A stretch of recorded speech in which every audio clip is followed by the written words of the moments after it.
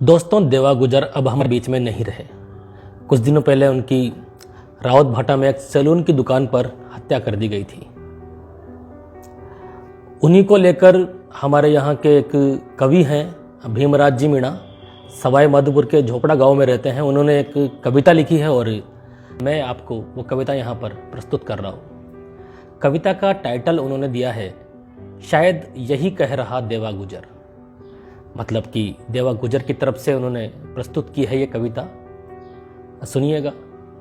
मैं लौट कर फिर आऊँगा, मैं लौट कर फिर आऊँगा पशुओं का पालन करने, कुत्तों को बिस्किट खिलाने, मछलियों को दाना डालने, गरीबों को खाना खिलाने।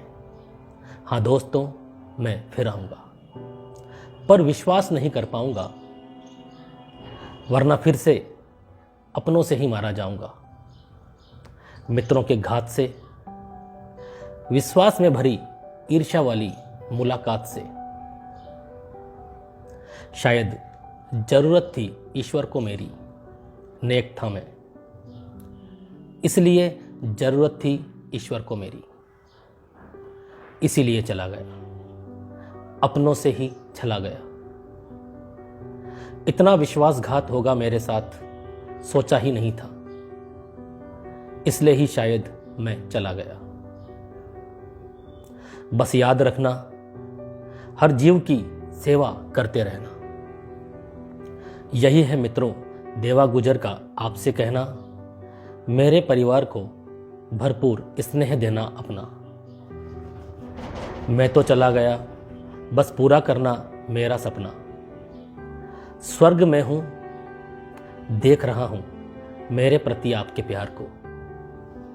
मेरे लिए न्याय की इस गुहार को। जो होना था हो गया, कौन क्या कर सकता। देख रहा हूं बिलखते हुए मेरे परिवार को, पर आ नहीं सकता।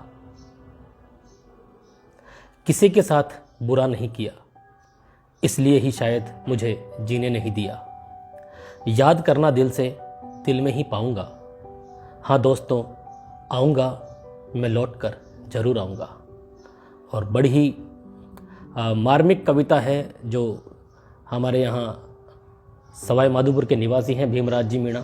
काफ़ी अच्छी कविताएं लिखते हैं और साहित्यिक भाषा का भी उपयोग करते हैं। उनकी काफ़ी अलग तरह के शब्दावली का भी वो इस्तेमाल करते हैं। हालांकि इस कविता में उन्होंने सरल भाषा का उपयोग किया है, लेकिन वो काफ़ी मतलब कहे ना जैसे कि साहित्यिक भाषा होती है उसका भी वो उपयोग करते हैं। और बहुत सारे उन्होंने जो है वो कविताएं लिखी हैं। इसके अलावा चौथ माता के ऊपर भी वो एक पूरा कहें तो पूरा एक मतलब साहित्य लिख रहे हैं। वो भी जल्दी ही उनका रिलीज़ होगा और ये कविता आप जो है मैं डाल भी दूंगा, आप इसको देख भी सकते हैं।